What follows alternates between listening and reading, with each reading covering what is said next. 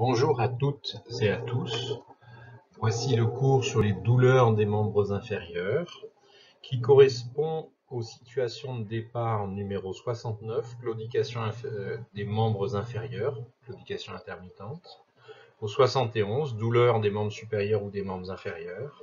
Au 73, douleurs, brûlures, crampes et paresthésie. Et au 76, jambes lourdes. Alors, ce que je vais vous demander de faire, et c'est pour ça que c'est marqué pragmatique, c'est que vous puissiez utiliser ce cours directement lorsque vous serez avec un malade. Et pour ça, dedans, contrairement à auparavant, vous avez le raisonnement. Et à partir du raisonnement, pour pouvoir le faire, il y a nécessité d'émettre des hypothèses et donc de connaître l'ensemble des organes et à l'intérieur soit des structures, soit des syndromes qui donnent une douleur dans les membres inférieurs. Donc en pratique, bien entendu, on continue à apprendre l'examen de sémiologie générale, puisqu'on examine entièrement le malade, et cela, vous le ferez jusqu'à ce que vous soyez à l'aise en tant qu'interne. Et bien, vous regarderez ce qui concerne dans chacun des organes la douleur des membres inférieurs. Donc, en pratique, après que vous ayez examiné le patient, vous allez poser l'ensemble des hypothèses et on va vous montrer ça juste la diapo d'après. Puis enfin, il va falloir connaître bien, parce que nous sommes devant un malade, on n'est pas là pour savoir une partie des choses et l'apprendre pour quelques jours ou semaines comme on a malheureusement l'habitude de le faire, mais c'est quelque chose qui vous servira absolument toute votre vie comme médecin, et dans beaucoup, médecin généraliste, mais aussi dans beaucoup de spécialités. Alors, il y a aussi des examens complémentaires à proposer, et il est bien de pouvoir en connaître les résultats que l'on cherche.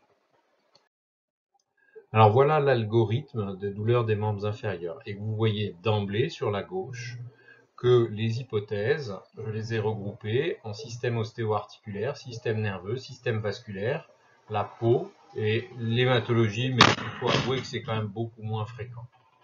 Sur le plan du système ostéo-articulaire, et c'est comme ça que moi j'aimerais que vous le libelliez lorsque vous examinez un malade qui a une douleur des membres inférieurs et que vous avez fini l'examen de sémiologie complet, eh bien les hypothèses vont être, dans le système ostéo-articulaire, il y a les articulations, et ça peut être mécanique ou inflammatoire, il y a les os, il y a tout ce qui est périarticulaire, les tendons, les bourses, les anthèses. Le système nerveux, eh bien, c'est essentiellement le système nerveux périphérique qui va donner des douleurs des membres inférieurs et qui va permettre de trouver la topographie. Et là, je vous renvoie à l'algorithme trouble de force moteur. Le système vasculaire, qui lui va être composé de veines et artères, et dans les veines et dans les artères, il y a des aspects aigus, comme la thrombose veineuse profonde et la thrombose veineuse superficielle, et l'insuffisance veineuse chronique qui, elle, comme son nom l'indique, va arriver de façon extrêmement lente. Enfin, les artères, vous avez là aussi un aspect aigu qui est l'occlusion aiguë artérielle, donc qui arrive très brutalement, et l'artériopathie oblitérante des membres inférieurs. Il faut connaître les 4 stades de Leriche, notamment la claudication qui est le stade 2, qui vous ramène à claudication des membres inférieurs, le numéro 69 de vos situations de départ. Enfin, bien entendu, il faut examiner la peau et vérifier qu'il n'y ait pas d'anomalie cutanée qui accompagne cette douleur, qui pourrait l'expliquer, et palper les ganglions au niveau inguinal. Alors, on va commencer par les douleurs d'origine articulaire. Et donc, généralement, les douleurs articulaires sont localisées au niveau des articulations et les patients sont assez souvent capables de le dire, au moins pour les grosses articulations, sauf peut-être au niveau des hanches, qui n'est pas toujours très facile. Alors, il y a 2 types de rythmes. soit inflammatoire, soit mécanique. Le rythme inflammatoire, il est accompagné d'une douleur, mais il est surtout accompagné d'un dérouillage, c'est-à-dire d'une raideur matinale avec qui se manifeste sous la forme d'un blocage. Et vous allez avoir un dérouillage qui va au moins prendre une demi-heure.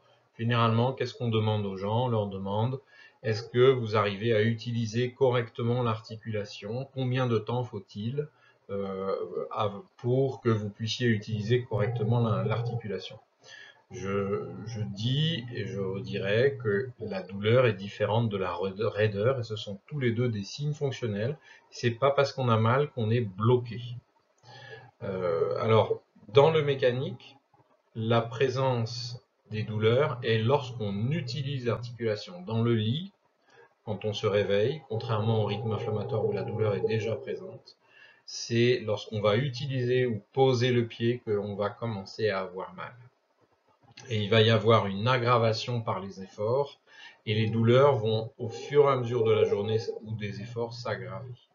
Alors que dans le rythme inflammatoire, il y a volontiers, mais pas toujours, un réveil nocturne, sans qu'on bouge. C'est-à-dire quand on est bien calé dans le lit, c'est ça qui réveille, et c'est pas le mouvement qui fait que la douleur se déclenche et qu'on a un réveil à cause du mouvement. Ça, c'est mécanique. On appelle ça pseudo-inflammatoire. La deuxième des choses, c'est qu'on va regarder combien d'articulations sont touchées. Mono, c'est une articulation. Oligo, c'est 2, 3. Poly, c'est 4 et plus de 4. Donc, quand on a une douleur articulaire de une articulation, ça va être une monoarthralgie. Alors, elle est de rythme inflammatoire ou de rythme mécanique. Quand on a 2 ou 3, c'est une oligoarthralgie de rythme inflammatoire ou de rythme mécanique. Et quand on en a 4 et plus de 4, c'est une polyarthralgie de rythme inflammatoire ou mécanique. Et on va rajouter le suffixe -ite, c'est-à-dire monoarthrite, oligoarthrite ou polyarthrite, quand on a un rythme inflammatoire avec un gonflement. Donc ça, c'est des choses qui sont importantes à dire. Et bien entendu, ça n'amène pas du tout aux mêmes maladies derrière. Si vous vous trompez et que vous qualifiez une polyarthrite de polyarthralgie de rythme mécanique, eh bien vous n'arriverez pas au diagnostic. Donc c'est important de bien connaître et de bien s'entraîner sur ces anomalies-là. Alors la première, c'est l'arthrose. Et l'arthrose, c'est une pathologie dégénérative qui donne des douleurs mécaniques, avec généralement, pas de signes inflammatoires locaux. Et il y a 4 signes radiographiques caractéristiques que je vais vous montrer dans les radios suivantes, des diapos suivantes. Mais vous avez par exemple un pincement. Le pincement sur la diapo, sur la photo C, vous voyez qu'il y a l'interligne articulaire qui est beaucoup plus réduite que sur la A. L'ostéophytose, c'est ce que dans la population on appelle les becs de perroquet, que vous avez sur la droite, c'est des constructions osseuses. La condensation sous-chondrale, c'est en radio, vous verrez qu'il y a une densité plus importante, contrairement à l'inflammatoire d'ailleurs, juste sous le cartilage. Et enfin, vous pouvez avoir des géodes sous-chondrales que je vais vous montrer ici. Voilà les aspects de condensation, d'ostéophytose et de pincement. Sur la radiographie de hanche qui est présente ici, vous voyez une très belle géode sous-chondrale. Le rythme inflammatoire, lui, eh bien, vous allez avoir des arthralgies de rythme inflammatoire ou des arthrites, avec, comme je le répète, un dérouillage long d'au moins une demi-heure. Il peut y avoir des signes inflammatoires, mais ils ne sont pas constants. Et en radio, dans les éléments qu'on veut savoir, c'est s'il y a une destruction avec le temps, en mois ou en année, ce qui va aider pour le DFASM sur les étiologies des douleurs articulaires. Et généralement, il y a un syndrome inflammatoire.